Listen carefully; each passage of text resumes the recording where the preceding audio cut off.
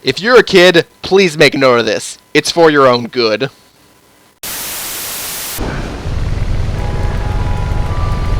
I have to go now. My planet needs me.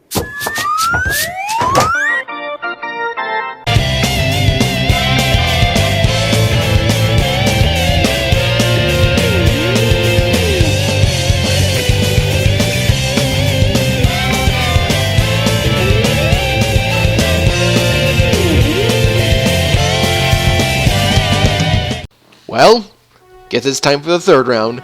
I've already covered Sly 1 and Sly 2 on this channel, and while I did have a few issues with both, they were still a great time. General consensus of both of them was definitely in the positive, especially for Sly 2, which was enough to convince Sucker Punch to make a sequel, which led to Sly 3 Honor Among Thieves getting released for the PlayStation 2 in 2005, 1 year after Sly 2.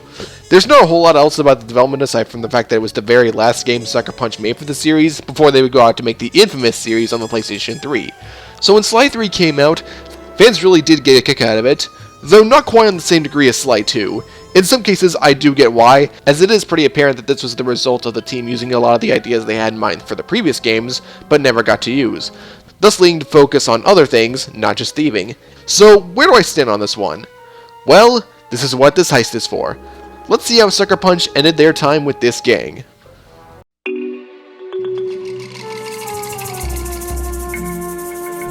Last time on the saga of Raccoon Astutus. Oh, we're on a giant island now? Wait, there's more members of the gang? What period of time are we in? Oh, hi, Dimitri. Okay, hang on, Sucker Punch. You're beginning your final endeavor with Sly by trying to kill him? Oh, flashback. Okay, well, let me try this again.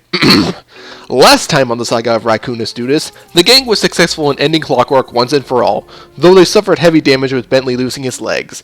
In the aftermath, with Carmelia still stuck in that helicopter, Sly bumps into a member of his father's gang, Jim McSweeney, who then proceeds to inform them about the Cooper Vault, where all the treasures of the Cooper family are stored. During Sly's investigation, he finds out that the vault is within a fortress under the control of Dr. M, another member of Sly's father's gang, who felt used and mistreated, and is seeking revenge through any means he can find. Getting to the vault is definitely a monumental task, so Sly and Bentley set off across the world to find Murray, who left the gang out of guilt, and recruit other members to the gang to preserve the Cooper Vault's treasures and take Dr. M down. That's the basic gist of what the story amounts to, and the focus is directed at the various objectives Sly has to do in order to recruit the best possible members he can find for the gang. It doesn't go much further into alternate character motivations or different directions, which might turn away those who enjoyed Sly 2's story. But personally speaking, despite the plot being a little more straightforward, even feeling more episodic like in Sly 1, I'm personally okay with the direction this plot took. From the beginning, it's easy to see that the Cooper Vault is just as important to Sly's family heritage as its distance from Clockwork. Despite the fact that it doesn't culminate in a world-dominating scheme, the amount of personal stakes in trying to protect it honestly made the test feel just as important as previously. There's a good compromise between both telling and showing in order to get the point across, and it does leave some good questions open for the journey that get answered near the end. That's why I'm okay with this being a flashback story. Yeah, sure, there are some surprises that are spoiled, but the point is well communicated, and it's just the right kind of egg in order to think when the flashback happens, without it being royally confusing. That's not easy to do, and I do think that deserves a bit of credit. The one thing that is really getting me to say that I prefer this story over Sly 1 and 2, though, is definitely the writing. This script is massively smart in developing previously established and new characters on top of entertaining you while it's at it. Because of Bentley's legs being crushed in the last game, both he and Murray do get a lot more character moments that make them even more likable than previously. Especially Murray because of how much guilt is weighing him down by the beginning and his journey to better himself. And I'm so happy to report that I actually believed that these three were longtime friends now. Yeah, it took them 3 games, but here we are. These three absolutely feel like they now accommodate each other's strengths and weaknesses, while still having a bit of fun with each other about certain things. The humorous jabs never once felt mean-spirited. I actually found myself laughing at a lot of them because they felt genuine on top of being good reality checks. In fact, of the original trilogy, I found myself laughing at Sly 3 the most. Whenever the game has a moment to throw a joke at you, it'll hit the nail right on the head, through some boisterous moment, or through something a little more subdued and subtle. All this without disrupting the personal stakes and the more serious moments, which includes the recruitment of the Panda King, returning from Sly 1, and Dimitri, returning from Sly 2. Flashback spoiling them and the build-up to the Panda King being a little bit of a stretch aside, I actually like how the game went about reforming them, making it clear that they were punished, but eventually learned their path to humility through that punishment, and through the work of other criminals behind the scenes. I do like villain reformation stories, and it's honestly not done too bad here with both of them. And I just said the word villain, so let's dig right into the villains of this game. Now, they're not part of any sort of gang like in the other games, and I have seen some people say that it makes the story feel far more disconnected than before. But I really don't see it that way. I felt the fact that they weren't connected as an advantage to give them a lot more screen time and development. You actually get to interact with them a lot more than you did the Fiendish 5 and Claw gang, and they use that to the fullest.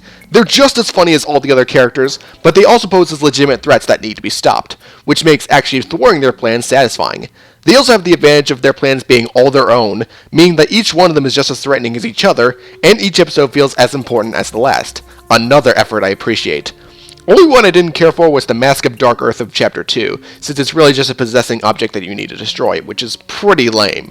But Don Octavio is both menacing from how his plan is constructed, and entertaining by how much he sings his dialogue. The Black Baron is really sophisticated, as well as large and in charge. General Sao is a complete monster, but I enjoy watching him just by how commanding he is and how much he leaves an impact.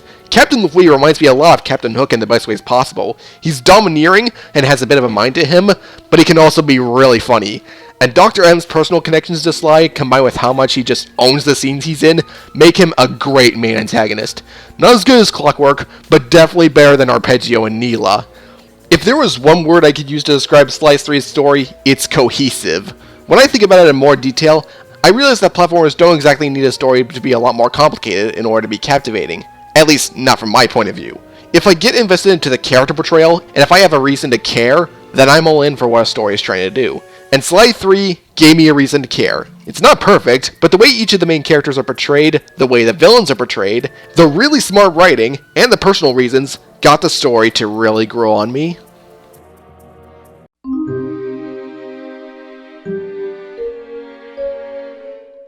In hindsight, Sly 3's presentation isn't that much different from Sly 2's. Character models are similar and just well animated, and the locations are about as grounded in reality as they can be. However, there are some welcome touches that really give Sly 3 an edge. First off, they got rid of the gray filter that Sly 2 was covered in, which really goes a long way in making each area even more visually distinct from one another.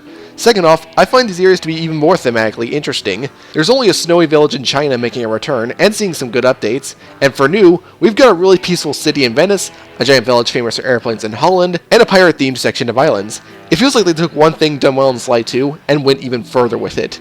And for a third detail, I love how depending on where you are or how many times you visited a safe house, the time of day will change. Like in Holland in Chapter 3, you'll do a lot of night work, but then as you progress, it'll become sunrise. Same goes with China in Chapter 4. Now this doesn't influence much in terms of content and jobs, but it's a really cool touch that helps in creating a palpable atmosphere that brings the journey to life. But a couple of things did slip through the cracks, namely some frame rate issues when there's a lot of particle effects on screen at once. Chapter 5 is especially bad with this. Some glitches, which granted most of them are ones you actually have to try and look for, but there are a few progress hampering ones, like this one that forgot to spawn a pirate I needed to chase in order to get a hat, meaning I had to force a mission reset, and the HD collection's case, the black bar is not filling up the whole screen. I admit that Sly 2 did have a little bit of an issue with this on the HD collection, but it's way more obvious here. The cutscenes still look great though. I noticed a lot more animation with them, and as a result, they're a lot more enjoyable, helped by the fact that there's more of them to boot. Audio work is something I think this game did well too. The soundtrack's overall really good, and the voice acting I feel is a caliber above what we had previously. Kevin Miller and Matt Olson sound even more in tune with Sly and Bentley than previously, and Chris Murphy as Murray was taken in a different direction compared to last time. But I really think it works because it has a good compromise between his previous performances. All the villains are great too. David Scully as Don Octavio, Leo Chen as General Sao, and heck, even the late Rick May as Dr. M. And from that day forward, anytime a bunch of animals are together in one place, it's called a zoo! Though Carmelita still gets the short end of the stick in terms of voice acting. Ruth Livier definitely tries to offer her own take on Carmelita, but a lot of her lines definitely sound like they needed another take. Good work, man. For mercenaries, you fought with honor and distinction. I'm proud of you. Sly 3 in terms of presentation does have a few weak links, but it overall improves upon what was established, and basically gives it a good cleanup, which for a third game in, is a good result to ask for.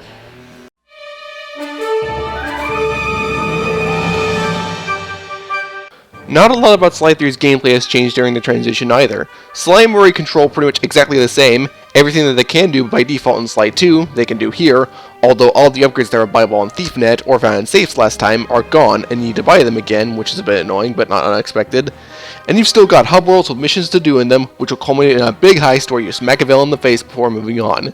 But the things that were changed or added in honestly make the game more fun to play for me. Sly does get a lot of the previous game's late game abilities, like the Paraglider and Silent Obliteration, much earlier, but he also has some more moves that can either be handy for level traversal or combat. It's still ill-advised to get too heavy into combat, especially with flashlight guards, but these options do make mobs of smaller enemies, and especially boss battles, much more fun. Murray gains a new ball form that allows level traversal with him to be much more varied, and he can pickpocket by just shaking the treasure right out of the guard. Hey, it's practical. But then we get to Bentley. Because he's in a wheelchair now, his gameplay got a massive overhaul, and it actually made him better. He's even faster now. His default attack, while still not built with combat in mind, is useful for shaking off some enemies. Every gadget he had last time is available here. He can get a lot of abilities earlier. He can pickpocket now thanks to a treasure magnet. And my favorite part of him is that he basically has a quadruple jump now thanks to the rockets built in his wheelchair. I really enjoy Bentley more here, as well it keeps the same essence as his last playstyle. The execution feels so much better. Ironic that it took crippling his legs in order to do that. Weird. These three are the characters you control completely in hub worlds and mostly in missions, but some missions decide to bring in 3 more playable characters. Okay, technically 5, but 2 of those are reserved for completely alternate playstyles. For the member you get in Chapter 4, the Tech Whiz Penelope, she's reserved for these sections where you control RC vehicles like this helicopter and this car with a turret, similar to what Bentley used on a few occasions, only with more nuance. These are fun, though I do wish the helicopter had more than this relatively imprecise grabby claw, which comes back to bite you in this protection mission. And for Dimitri, he gets a couple scuba diving sections that come in late into the adventure. There's only 2 of these, and initially I thought they were awkward, but the first one I actually did get used to, and can do with relative ease.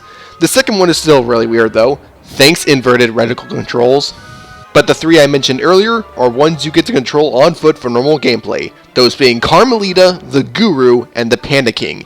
Even if you can't play as them in the hub world, at least they are fun to play in their missions. Carmelita can't interact with rails or spire jump points, but she has this super jump which is immensely useful for level traversal and can help you get good vantage points for enemy encounters. Her shock pistol shots automatically hone in on enemies with a giant reticle in the center of the screen, so the name of the game is getting anything in that reticle and just blasting away.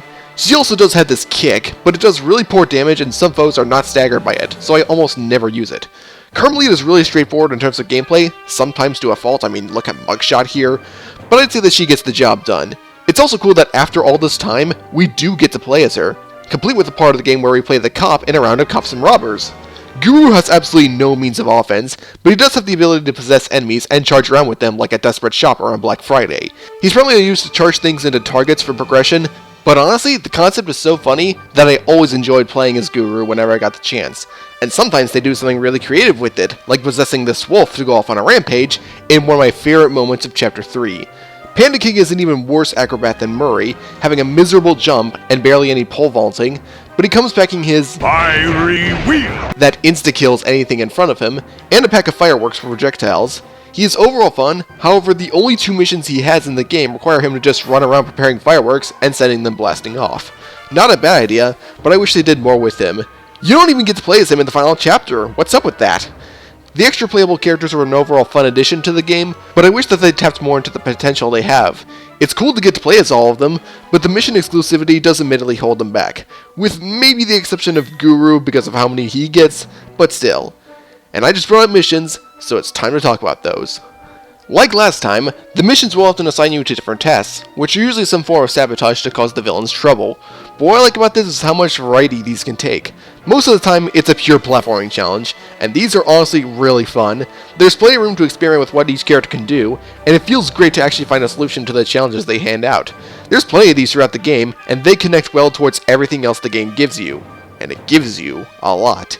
There's these lock puzzles where you rotate the stick waiting for the controller to vibrate, these other states where you find out 3 hidden digit numbers in a portrait in order to crack the code, various missions that let you use a certain gadget someone has, like Bentley's grapple cam, parts where you pick different dialogue choices in order to progress the story, missions that let you control previously mentioned extra playable characters on top of Penelope's RC vehicles or Dimitri underwater, vehicle sections exclusive to certain chapters before being brought up again in the final level, and a lot of other activities that don't come up that often.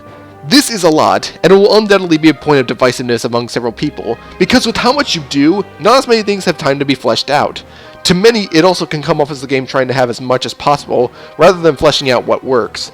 And I could understand where that viewpoint would come from, and I can agree that some things are better off not being here, but that said, I really like almost all of these missions. I think they're really clever and remain consistent to Sly's core design.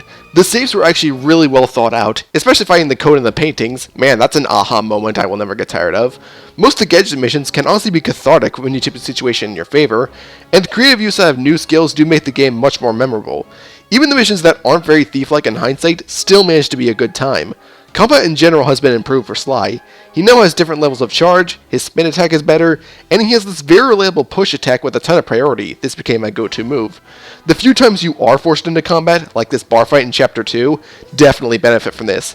And these upgrades did wonders in making the boss battles much more fun. They still keep the hit until dead mentality from last time, but the various attack patterns and the incentive to think about what moves you should do at a given moment made these battles much more fun, frantic, and satisfying to overcome.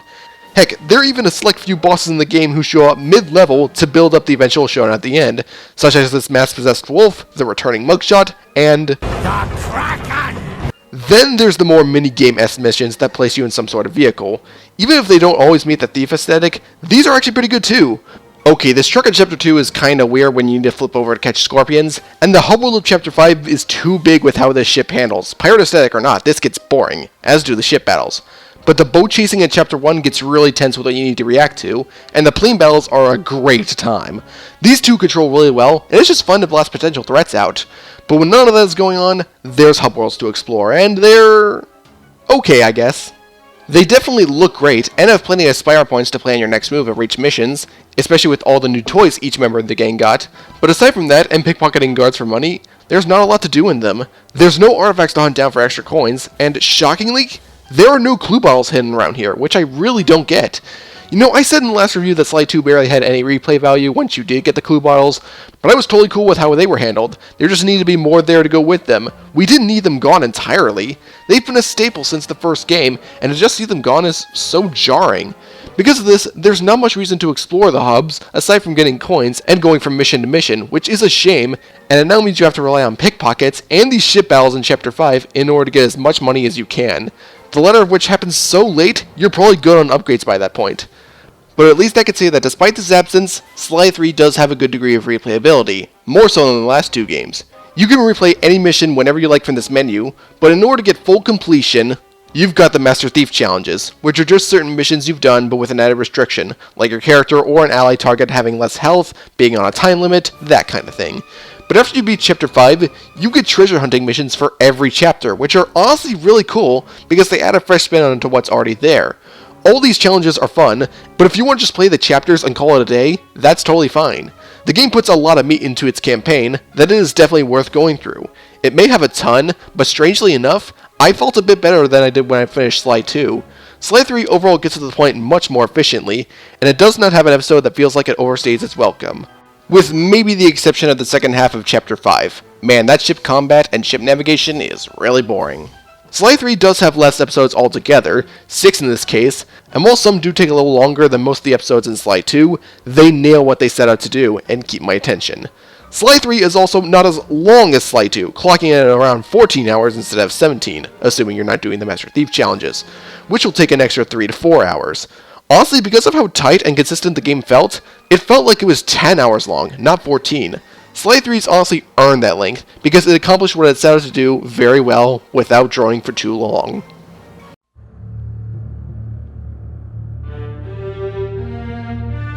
When looking back at what I experienced, I could see why someone would consider Sly 2 to be overall better.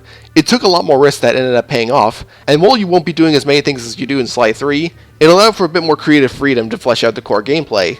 Sly 3, however, was more so made just to get ideas out there, and didn't take as many risks.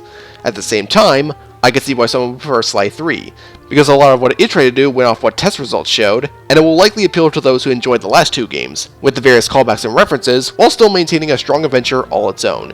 It can go either way, but from my standpoint, Sly 3 is probably my favorite of the original PS2 trilogy. It feels like Sucker Punch not only wanted to have initially scrapped ideas to see the light of day, but the adventure built around it was much better paced, much tighter, and much better thought out. I overall really got a kick out of what they decided to build around the series staples. This is the sort of platforming I love to see, and all that combined with what else it offers does make for a great third installment, and a worthy conclusion to the trilogy. And after that, Sucker Punch was done with Sly. They allowed him a happy ending before working on another series, and they lived happily ever after. I'm the Lightning Ripper, and it only seems appropriate to close off this review, and this review marathon, with Bentley's last words. So while this might be the end of our adventures together, it could be the start of something even bigger. Time will tell. Literally. 'Cause I'm building a time machine to find out. Oh. Well, I guess this is not the end of the review marathon then.